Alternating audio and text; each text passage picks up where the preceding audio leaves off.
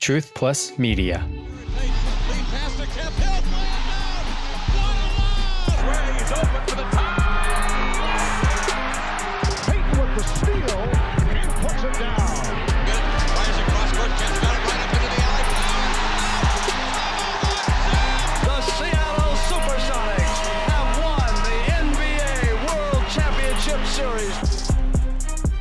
Iconic Sonics, I'm Mike Gastineau. Thanks to Swinomish Casino and Lodge and Dick's Drive-In Restaurants. Two places that our guest today may have been to. Certainly, I'm positive he's been to Dick's because he's a Seattle guy.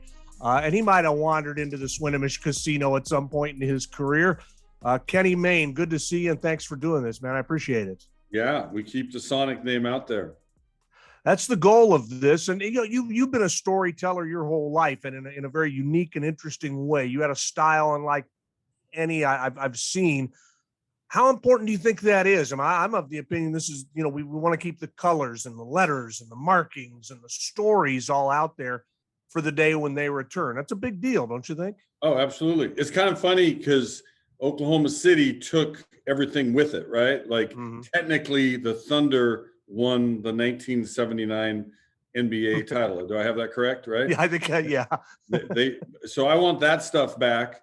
I want Oklahoma, stay where you are. I want it to be a new team because people always ask that about, when are the Sonics coming back? And then but let's take Sacramento and make them be the Sonics. Like, no, thank you. Like nothing against Sacramento. And also I think I'd feel dirty doing to another city what happened to us. And I know it happens. It's, it's a big business. All the professional sports are big businesses. Teams have moved through the decades.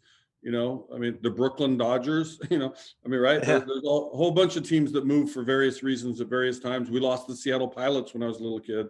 But I want it to start fresh. I hope they can consider expansion soon. We got the new gym. There's no reason. It's a city that will definitely support basketball. Look at all the good basketball that's happened even without a pro team, right? Like what Jamal has helped sustain there with his pro-am and all the young kids that have made it to the league. Like it's a good basketball city and there's no reason it shouldn't have an NBA team. And I'll throw in the Seattle Storm has been awesome to watch. And I know you had Sue Bird on your last show with ESPN. She's, I say she's on the Mount Rushmore of Seattle athletes. And I mean, even all time. I mean, what she's done is remarkable. I just texted her a little heart symbol the other day for her saying she's coming back to the Storm. And I'm so happy for her.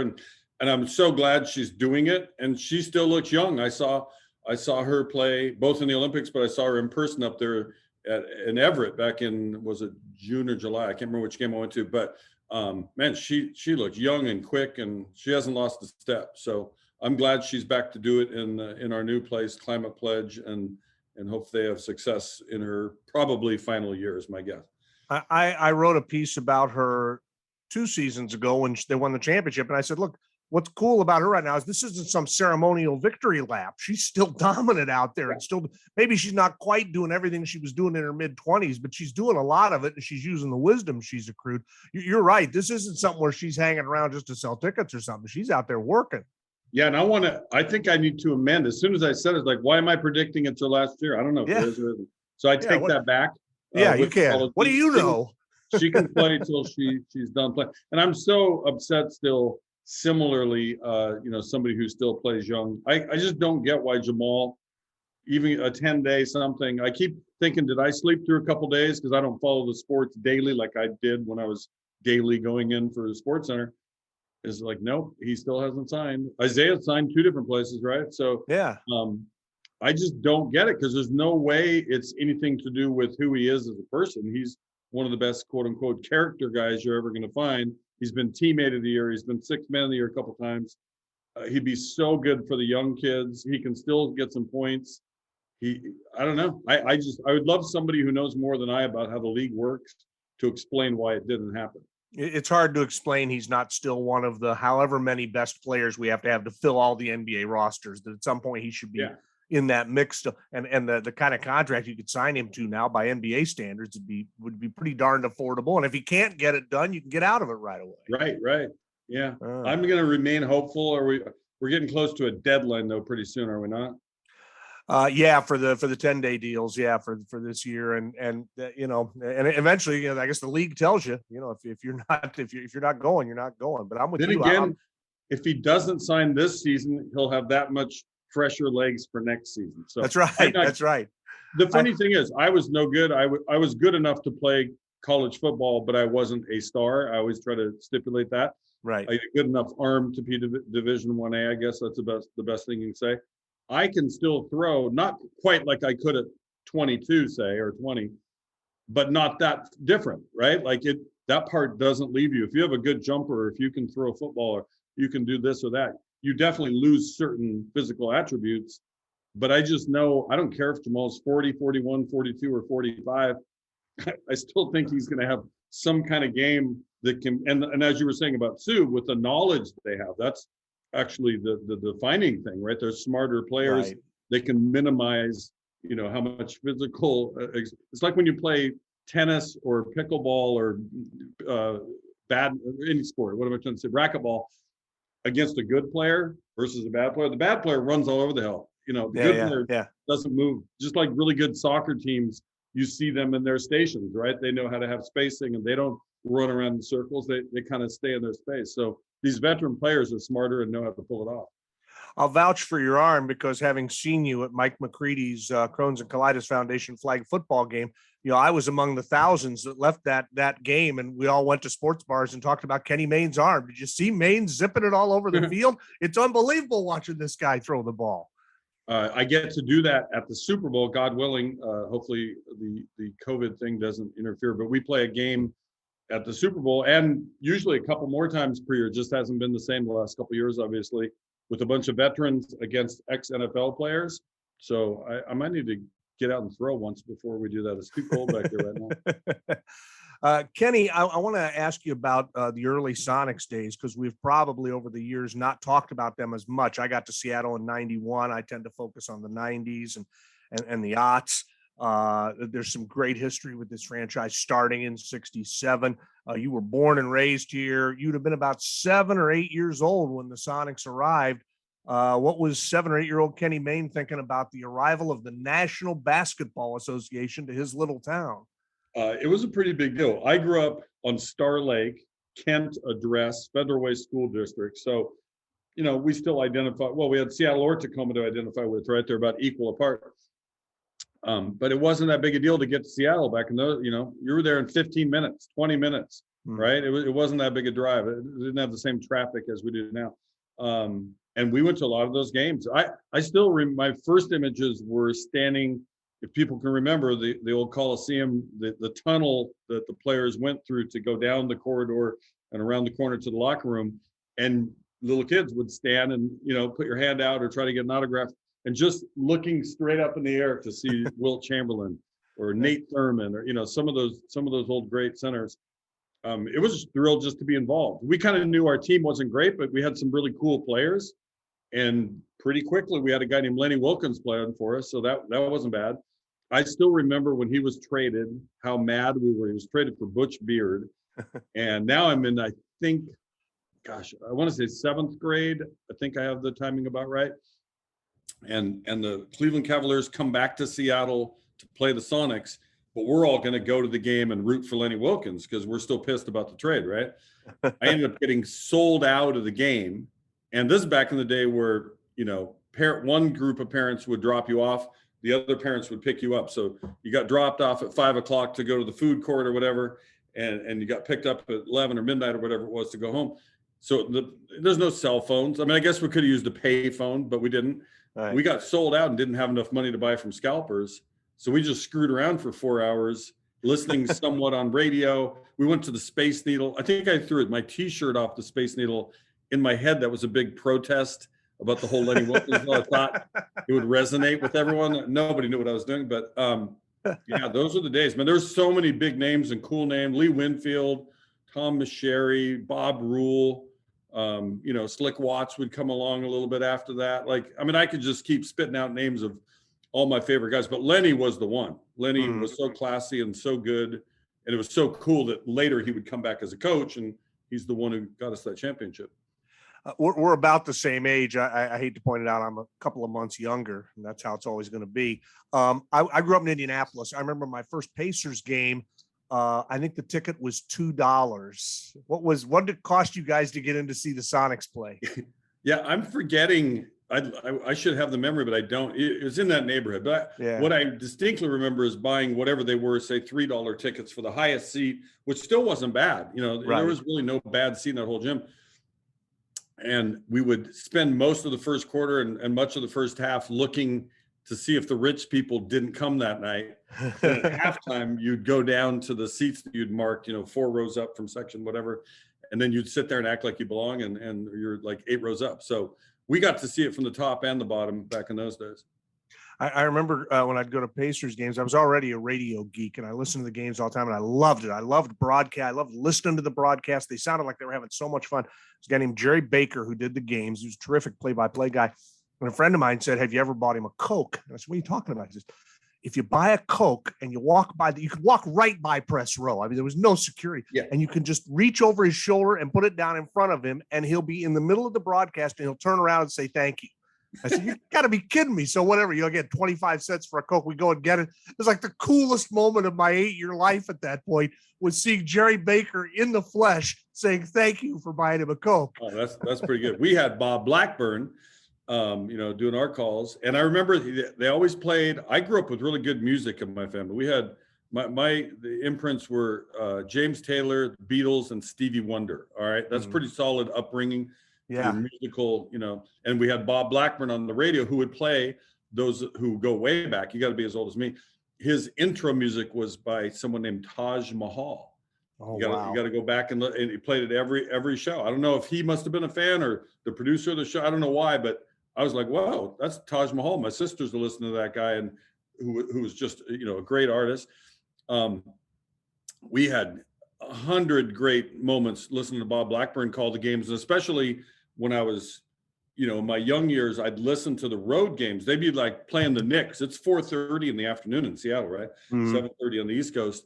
And Bob Blackburn would make the call, and we'd listen on the radio. Then I would imitate whatever he just called with a Nerf ball into my lamp in the corner of the room on this console stereo with the radio going. By then they're up the court going the other way. So you had time to recollect yourself. And yeah, we kind of lived it out. And then we added the Nerf hoop, that everybody put over a door and shut. I think we all kind of lived the same childhood, the same similar experience in those days. I don't know how my parents didn't kill me. Why they put up with me jumping? And you should have seen me. I was the slam dunk champ 8 years running in my bedroom on the Nerf hoop. I mean, nobody could do what I could do. Yeah. Well, or how about when you didn't have that, a sock and a lamp? And we broke some. It's funny. It's like my old next door neighbor, 2 doors down, Jeff Whitten. We'd play in the yard there all the time, play wiffle ball, whatever. I remember, his dad did this great job on the lawn and made it look so nice. And we'd kind of like rub out the base paths, right? Or second base was getting worn down. And his mom said I just remembered, she said, "Are we raising kids? Or are we raising grass?" So I think most of the parents, as I always did, you lean toward the kids. You put up with the mess and let them play their indoor games. Sure. What else are you going to do? Let them grow a little bit. Hey, so by 78 and 79, you're into your college years, so I don't know how much you're still paying attention. And obviously, in 77, 78, any city's sports history is filled with heartbreak as well as hopefully some success. And Seattle over the last 20 years has enjoyed more of the great success and has seen some incredible things, but also heartbreak. That Super Bowl loss will never go away. The 78 finals loss, Game 7 at the Coliseum. I mean, it's set up. The Sonics are going to win it, except that they don't. Were you around, or were you staying away at college at that time, or were you in Seattle for the finals in those 2 years? I was in Wenatchee, Washington, because my first year out of high school, I went to, first I walked on at Washington, but then I walked off, went to junior college in Wenatchee, played a couple years over there. So I was in my second year of JC, and I ended up going down to UNLV the next year. So when they won the title, I think I watched it from the Holiday Casino in Las Vegas, Nevada via TV. I went to some of the playoff games though the year before. In fact, I remember in one of the early playoff games, buying tickets outside from a scalper. He had 3 seats, and there were 3 of us. 2 were the worst seats possible. The other one was like down on the floor, not literally on the floor, but a couple rows back. So we did the scissors, paper, rock, thing, who got to sit where. But yeah, those were the days, man. I'll just never forget the year we won it. There was a scene where Gus and DJ were waiting for the Bullets to come back on the court after Seattle made a run, kind of like solidify the lead in the game, and got on the court early and grabbed the basketball. And they were kind of like screwing around, shooting shots over their shoulder, showing how loose we were and how happy they were. And it just showed the difference between where the two teams were at that moment. But yeah, it was tough losing the other. That easily could have been a back-to-back thing. But yeah, it was 78 loss, 79 win. And the you talk about going to UNLV, and I'm curious. I actually did a little research on your college football career, and you were a backup quarterback. It looks like you saw a little bit of action. I'm curious, did you happen to get into the BYU game? Because of the 2 years you played there, 1 year, if I've got it right, you guys upset 8th-ranked BYU. Were you at that game? Were you traveling, or did you get in at all? The year before, I broke my leg in the middle of the season against Oregon, so I came up home for a little bit and then went back. My senior year is when we beat them. Sam King, who's still a friend, he's down there in Las Vegas. He was the starter ahead of me, and he led the nation in passing yards. You can look it up. 1981, Sam King. He had the game of his life. I think he threw for close to 500 yards. Jimmy Sandusky, who until recently has been coaching up there, the alumni tribe up northern Washington, playing 8-man football.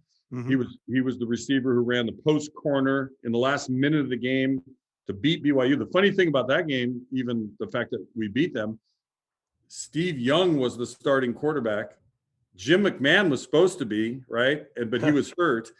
And so all of a sudden we're like, oh, we got this freshman guy starting instead. And we knew he was related, to the founders of the school and the Mormon faith. And here comes Steve Young. So that was pretty cool, having McMahon and Young on the other side. And we beat him, I think, 45-41, something like that. That's exactly right. It's funny how you remember those things. And I mean, what a big win over an 8th-ranked team at the time.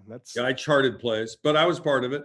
You know what? I don't regret any of it. Obviously, I wish I would have played better and played more, but it was a great experience there. Made great friends. I'm still friends with many of them. Randall Cunningham was a freshman our senior year, so got to know him a little bit before he went on to his career. Kenny Mayne is our guest. He mentioned the leg injury. We'll get to that in a moment because it has had a long-term impact on his life in I'm sure some ways that were not good, and in one way that is really, really sensational. And we'll talk about that when Iconic Sonics continues. Iconic Sonics is proudly supported by Swinomish Casino and Lodge, and they're proud partners with Iconic Sonics. They're located on beautiful Padilla Bay, just north of Seattle. Casino, lodge, dining, entertainment, and more. Swinomish Casino and Lodge provides a perfect getaway for relaxation. A full-service entertainment destination, including a 98-room luxury lodge, multi-purpose event center, and casino, open daily from 8 a.m. to 2 a.m. with a great mix of slot machines and Las Vegas-style table games. And for the food connoisseur, check out the 13 Moons Dining Experience, one of the finest in the area, a beautiful restaurant with cuisine designed to enhance the flavors of the Northwest. Swinomish Casino and Lodge, check out the best casino in the area with the most outstanding customer service, offering a luxuriant, state-of-the-art experience while maintaining and upholding the cultural identity of the Swinomish tribe. Swinomish Casino and Lodge. Find out more at SwinomishCasinoandLodge.com. That's SwinomishCasinoandLodge.com. Gambling problem? Call 1-800-522-4700.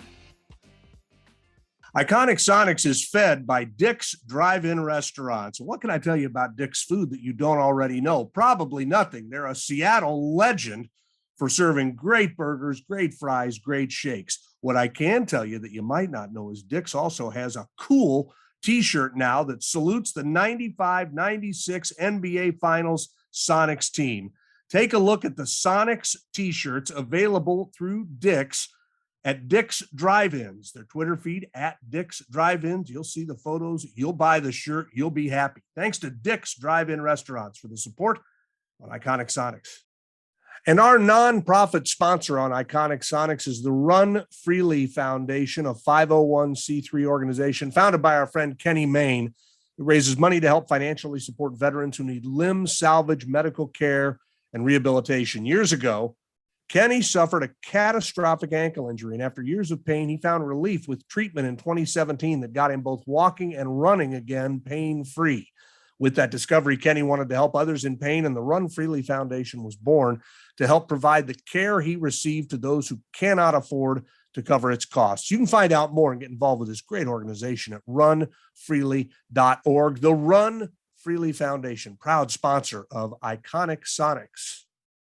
Well, you just heard about runfreely.org, and we're going to get to that in a moment with Kenny, but I want to get to the origins of runfreely.org here on Iconic Sonics. And Kenny, this leg injury that you referred to in the last segment was a pretty severe one. It impacted your life dramatically, but it led to a really amazing thing happening. So give us the runfreely.org story, if you can, in a couple of minutes. Yeah, I was second string quarterback, UNLV. We were playing at Oregon. Oregon was pretty good that year, I believe. Reggie Ogburn was their quarterback. I remember. I think they were like 7-4, 8-3 or something. We go up there and we're getting beat. We just didn't have it. And I'm in there for kind of in and out of the game. And I'm in there at the very end of the game to wrap things up. But, we're down, I think it was 33-9. It's funny how the scores stick with you. I'm pretty sure that was right. And I was like, oh, what the hell? Last play, let's throw 95. That was our all go route. And everything went wrong. I'm getting rushed. I kind of slipped. It was rainy. The ball slipped out. Like, there wasn't a good thing about the play. And then to top all that off, somebody kind of stood me up on the left. Some other guy stuck his helmet on my ankle on the right. And I'm on the field. In the old days when they used film to look at games, the ending shot was always kind of a left to right pan, and then you end on the scoreboard. And that's right. The end of the film. And as you would look at that game, they did the same thing, but in the left corner, you got this guy kind of wobbling around on the ground. That was me. And nobody knows it's happened except for a very few amount. Most people are shaking hands or doing whatever they're doing after a game. Thankfully, a couple of our crew on the sideline, medical staff, saw what happened, sprinted out there and got to me quickly. And a couple of the players stayed around. But I had what was called a fracture dislocation. I played the next year in 81. And then every year and every decade since, it got worse and worse and worse, to the point that I think it was 2011, I'm in Seattle and I went to 3 doctors that week. One was going to fuse it.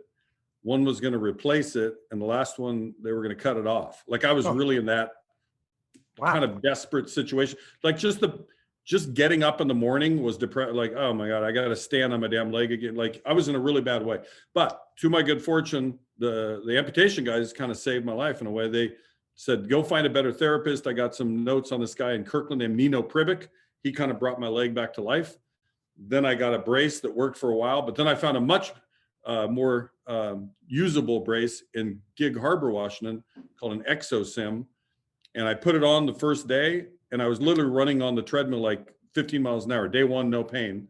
And Gretchen and I, my wife, decided, let's do something good with that. And we started this foundation called Run Freely. I had a kickoff event in 2018. So it's been a little over 3 years now. And we've averaged almost one a month, awarding one of these devices to a veteran who needs that, for any reason, to get around, to work, to play with their kids, to get out of bed without pain. And it's been pretty successful. We had such good help. Jamal Crawford's been a great asset to us. Jerry Rice, Gary Payton, Lenny Wilkins, Steve Largent all showed up at our first event. Steve Kerr's helped out. Dale Earnhardt's helped out. Chris Long. I'm forgetting others, and I apologize. Van Pelt helped out. And then other people anonymously send in $10, $20. And before you know it, you got enough to go buy another device. So we have, let me check my text. I sent it to my guy that's in charge. Ryan Blank says, just night at 4, video to come today. Oh, our latest recipient just got her device. He said, video coming today. We'll put that on Twitter and show people our newest recipient. Yeah, I love the story, Kenny. And what I love the most about it, I've always been a fan of this. I work with a couple of organizations similar in terms of scope and size. I love the grassroots nature of this. That you guys don't have an office or a building or anything. You're just out there. You're pounding away at it, letting people know. I think it's a really cool thing, and for you to share your good fortune with others it's really neat. Congratulations on the success of the organization. Yeah, I mean, I left it out when I was I've told the story so many times. I have a longer version and a shorter version. Never know what somebody wants, but I remember the day I got my device. This is November of 18, no, 17, 17, November of 17. And I cried for I could not stop crying. Like I couldn't believe that I had this thing that was going to let me play flag football. I was going to get to go golfing. I could hike and I can run sprints in my driveway. I can do all these things that I otherwise could not do because my ankle isn't great. Like it's funny, people would think it's the opposite, but I mostly go around in flip-flops or slippers because if I put on a regular shoe, it just doesn't serve me well. It doesn't bless my ankle.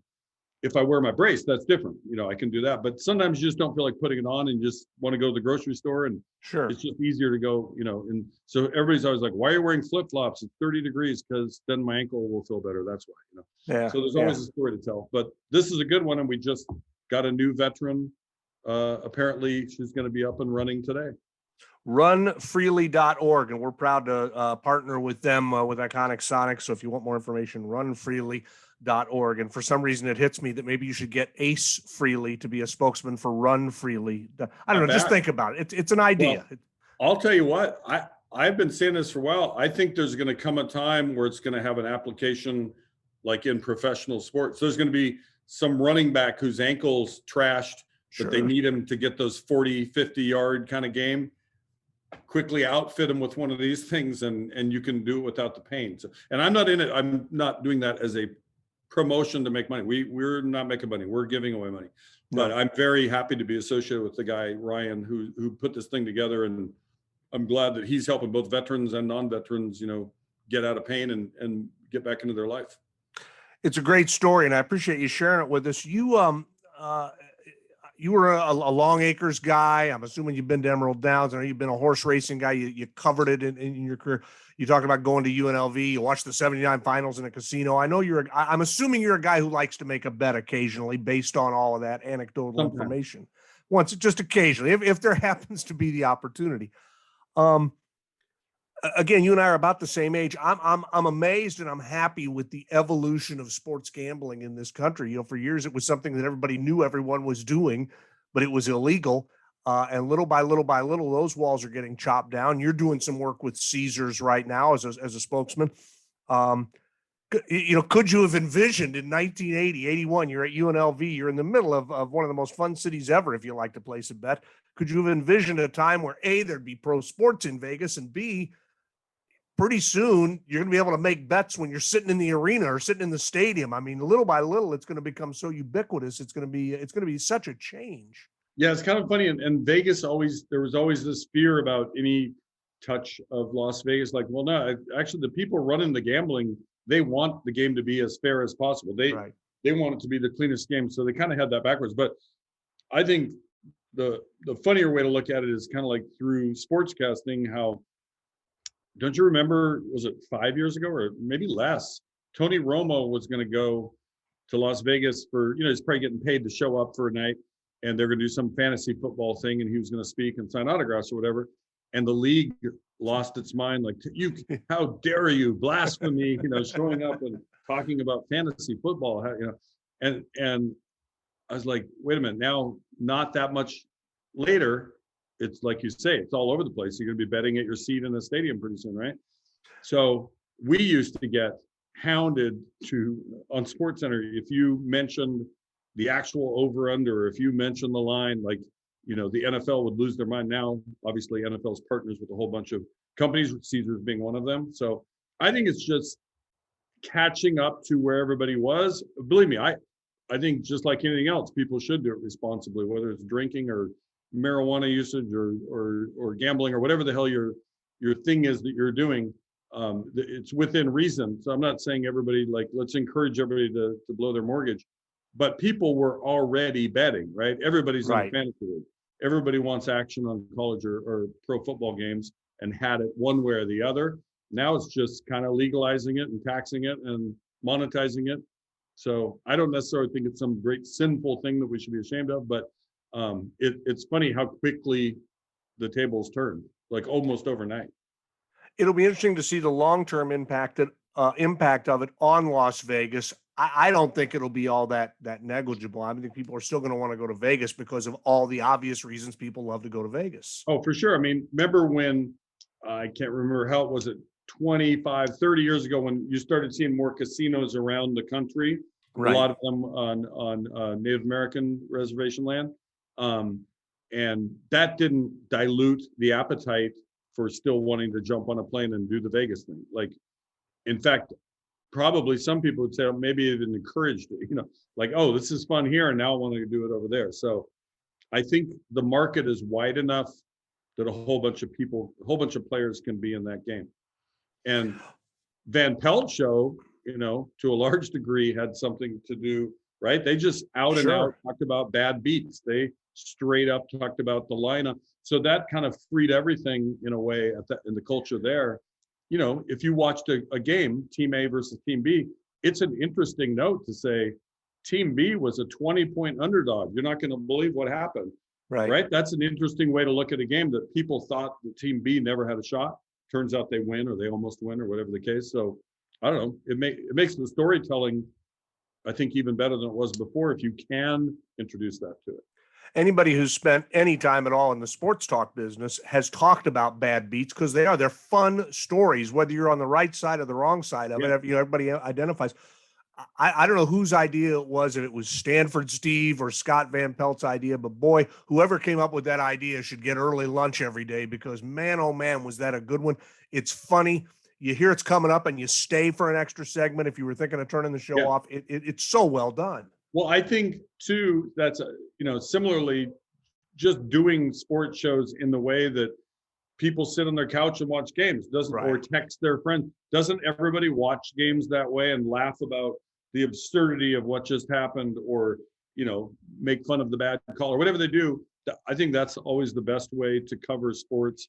Just be like a regular guy, How would you communicate whatever just happened to your friends or your wife or whoever you're with? Instead of being all official and treating it like, it's not that. They're a bunch of games. There'll be a bunch of games tonight, and there'll be a bunch of games tomorrow, and then there'll be a bunch the next day too. Anecdotally, I would say that the coaches I dealt with over the years, a lot of them paid attention to the spread, not because I think they were gambling. I don't think they were, but it's also for them an indicator of where people think their team is. And I had coaches, they'd know, and they might not say it on the record, but they'd say, "Hey, we were a 7.5-point underdog. Huh? What'd you think of that performance?" They'd pay attention to it as a way of measuring their own success, or maybe a motivating factor. Sure. Look what people think of you guys. You don't even belong on this field. But that's the old thing with horse racing. The horses can't read, right? They can't see the board.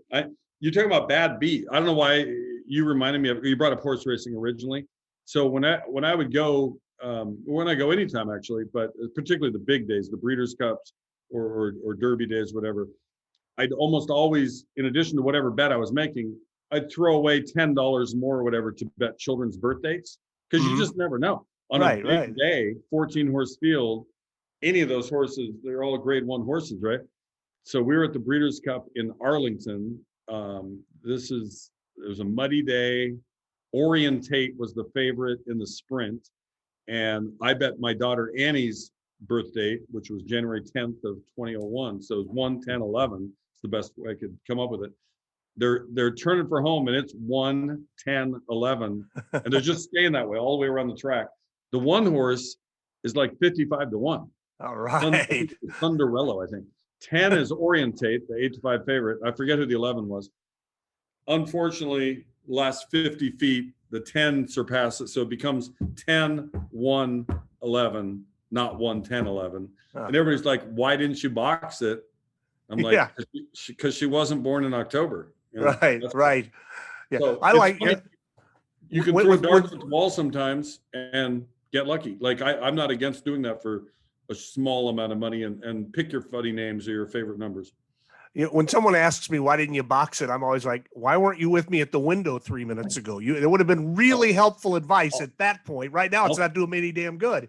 Since you open the door, I'll tell you worse than that. Mostly table managers, the crew, the pit boss, the whole crew, they're supposed to be on your side. They're supposed to be, let you have fun. Let's make this a fun experience. We're rooting for you. Because if you do, you'll probably tip them as well. And they know the casino's not going under.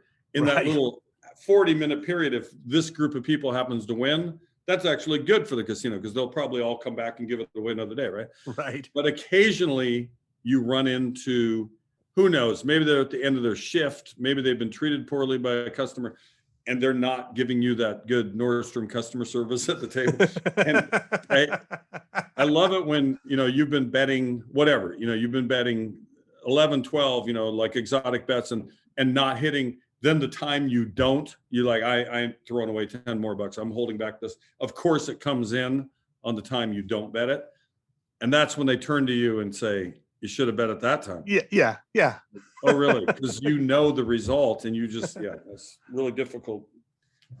I got cleaned out one night in Vegas. God, I was young. I didn't have a lot of money to blow. And I was up like $300 on a poker machine and just lost all. There's a guy standing behind me. I just lose it all.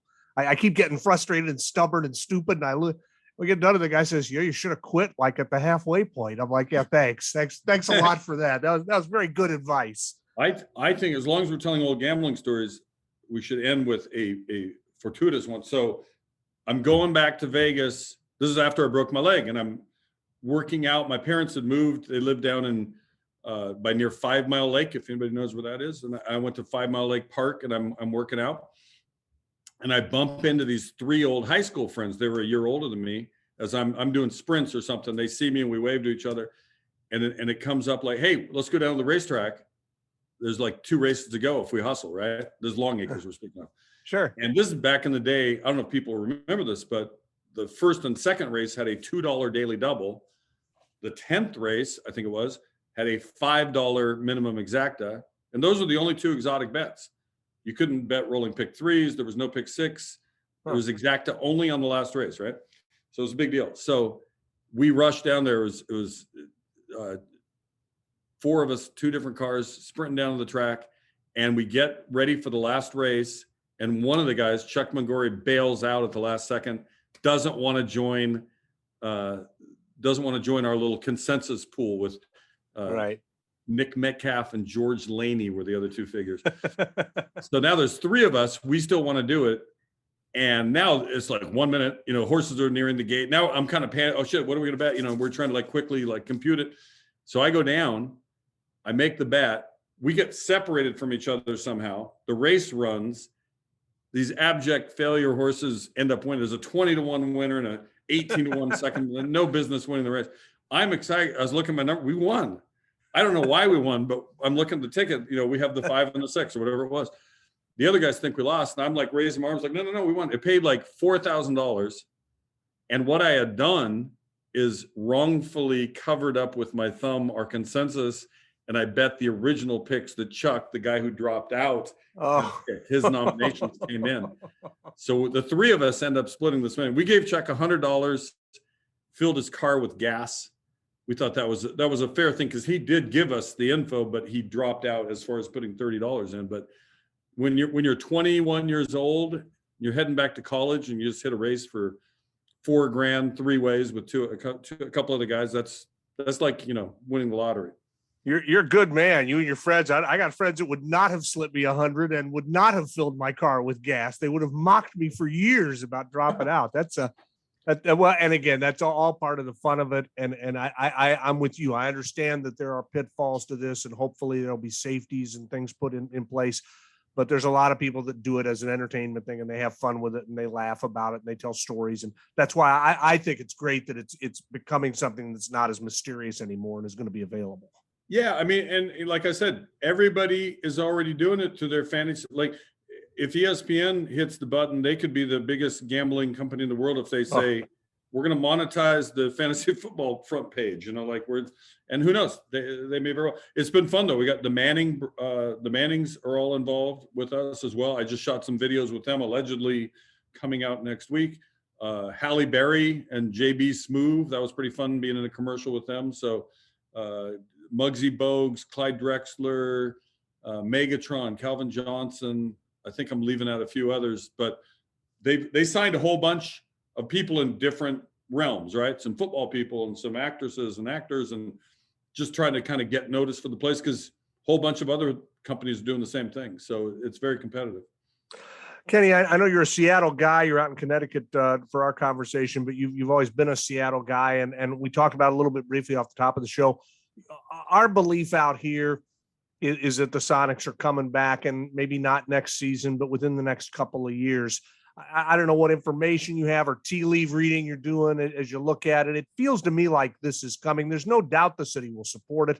There's never been a franchise set up to succeed as much as a potential Seattle Sonics franchise, particularly with guys like Jamal beating the drum for it, and Spencer Hawes beating, all the guys that are Seattle natives that want to see the team come back. What's your feeling on timing with this, and your feeling on the potential expansion partner? The rumor that everybody believes is it's going to be Seattle and Vegas coming in. Mexico City might be in, but it'd be huge in Vegas, right? Oh yeah. I mean, Seattle's no brainer. The new building alone, any league that, is this place going to do it? Or any ownership group, can we monetize it? Can we sell the season ticket and the luxury suites? And, that was the whole hang up with the old place, right? Even the Oklahoma City guys, I think, had they gotten the upgrades they wanted, they would have stayed. I think had they been told that you're going to make this much revenue because you're going to have all these streams, these sources, right? But that didn't happen, and they took off. So the first sin was selling it to people who don't live in Seattle. That's where, right. But we don't have time for that right now. I think it's a no-brainer that it's going to happen. I have no idea when. I know that Silver, the commissioner, was it 2 years ago? I feel like it was 2 years ago, where he kind of on his own blurted out one day, like, yeah, I think it just came up somehow, and he brought up, Seattle's definitely, because previous to that, I remember he had put it off like, no, it's many years away. Then he kind of changed his tune. So I think the momentum is there, and I think obviously it's just ready to go. It's not like an experimental thing. Will it make it? Will it won't? Or will it not? So I hope they can get a good expansion. I think there's enough players. I don't think it would dilute the league. And also, why does it have to be an even number necessarily? Can somebody explain perfectly why that's true? I know they like the balance, but whatever. Vegas would hold up a team as well. I don't know, what other candidates they're considering, but I know Seattle's ready, and I want it to be an expansion team, and hopefully they have a liberal expansion draft. So we can start off like the Las Vegas Golden Knights and get after it on week 1. Yeah, be good right away. That'd be a nice plus. Well, the amount of money they could make from expansion fees too. But your point is well taken. If there isn't another city ready, for years the NBA had 23 teams. They had 27. Like they had 29 at one point. Yeah, it's no magic number you have to have, but the magic number might be the amount of billions of dollars an expansion team will cost that will go into the league and be divided among the owners, and that's going to intrigue them. Yeah, and I don't care if he's 47 years old. I sure hope it happens sooner than that. They need to sign Jamal, whether he plays or not, ceremoniously. He needs to be on day one roster of that team. Kenny, I wanted to say right at the end, I enjoy your Twitter feed. It's entertaining. You're willing to put stuff out there that's fun to read and also intriguing. And through Twitter, I have found out, you mentioned this earlier, you have you might have the deepest appreciation for Stevie Wonder of any person I've ever known. I mean, out of the blue, you'll get a tweet from you, and it's like some old Stevie Wonder song that I either hadn't heard for a while or hadn't thought about. And you've got a deep love for that guy and his music. That's a fact. It's funny. There's this guy, Eric Alper. Do you follow that feed? Yeah. He does they're really fun. And I love people like that on Twitter who, because there's so much yelling and negativity. It's fun. Just everybody join in on a fun little exercise for a half hour. And he's always putting out these just good questions. Like, can you remember the first album you bought with your own money? Questions like that. Right. And it makes you think back, like we were doing earlier, thinking about our childhood. But it's funny. It's almost like a running joke now when he asks, name the perfect album or something where you're supposed to praise some artist.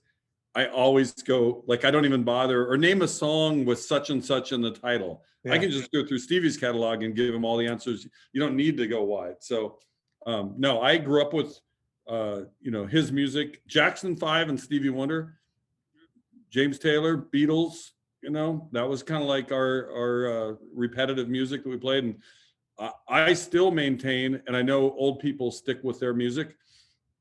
It's just the way it is, right? Like my parents loved, Edie Gourmet and Sinatra and Lena Horne and, the stuff. I'm listing my mom's, favorites. Right. She thought they were the best ever, and maybe she was right, and maybe it was for her. I haven't found better albums than Talking Book and Intervisions and Songs in the Key of Life. Those are all from my childhood, from my junior high and my high school years. I remember when Songs in the Key of Life was coming out. This is back when you had to go to the record store to buy it, right? And there was DJ's Sound City down at South Center. And there was another one, the name is escaping me, that was closer by. And I would call them, because Stevie was notorious for the albums coming out August 1st, and next thing you know, it's like November 5th or whatever, right? There was always delays. And I would call every single day. I'd get home from school every single day. Did it come in? Is it coming in tomorrow? And when it finally did, I remember the moment too, because I was my senior year. We played Curtis High School. I probably had the best game of my high school career and bought the album either that day or the day before. Now we're at the after party at a guy named Dave Stanfield's house. So he's playing Boston and Foghat and Aerosmith and all these bands. Nothing against them, but that's the music that's being played. And because I had a good game, he let me play 3 songs off of Songs in the Key of Life. And I'm just guessing because I haven't even heard the album yet. I'm just pulling it out of the sleeve, So yeah, that's a definitive one. But Talking Book and Intervisions are probably what hooked me the most. You couldn't go wrong guessing with that album either. It was, well, it's fun chatting with you, man. Like I said, we're about the same age, so we got a lot of the same experiences. And what you've done with RunFreely is what you've done with your career is outstanding. What you've done with RunFreely tops all that. You're really impacting people's lives. That's a cool thing. And when the Sonics come back, you got to be out here, man. You're gonna have to be here and 100%. I will say I got to go. I want to thank the University of Washington. Was great to us on Veterans Week this November. Got to go out and do a cool thing at Husky Stadium before the game. We had some veterans run on the field wearing the braces, the devices, and they got to let me tell the story. Then I went to the Kraken, 2 different games, and they helped hype the same message. I got on the radio, helped call the second period. I wasn't very good. Did a little ceremonial thing up in the stands. So yeah, the Kraken, that team, those are fun games. I know I am not a hockey expert. I like the sport just watching it, like as a novice, like nodding and like, oh, this is cool. And it's not that hard. Those guys are going that way and those guys are going that way, and you pass it around, you try to score. Like the basics are pretty simple, but there's so many subtle little nuances and whatnot that if you haven't followed it all your life, just like football, it's hard to explain certain things that someone who doesn't, hasn't grown up with it wouldn't quite get why that happened or why a team did such and such. But it's fun, man. I loved the new place, and the Kraken people were great. It was fun watching the team. Hopefully they build on that and, start having some good years. I think that's and that that building, back to the key, that building is why the Sonics are coming back. So good for the Kraken and OVG for getting that thing. And I like done. How it's still, there's still like a touch that like, oh, that's still the Coliseum. I still see it didn't wipe out what was, it just made better what was. It's first class all the way. So like a really cool joint. I'm glad you've got probably a little better appreciation of this going back to the 60s. But I mean, I like that I got here in 91 and I got to go to what I kind of consider the original Coliseum and then Key Arena. And now this one, it's cool to have been in all 3 buildings, and they have maintained that. Well, it's funny, when I was at Channel 11 way back when, KSTW, and then even the years after when I was like freelancing for ESPN, I used to go, they gave me like, a couple hard passes to go to the games anytime I wanted.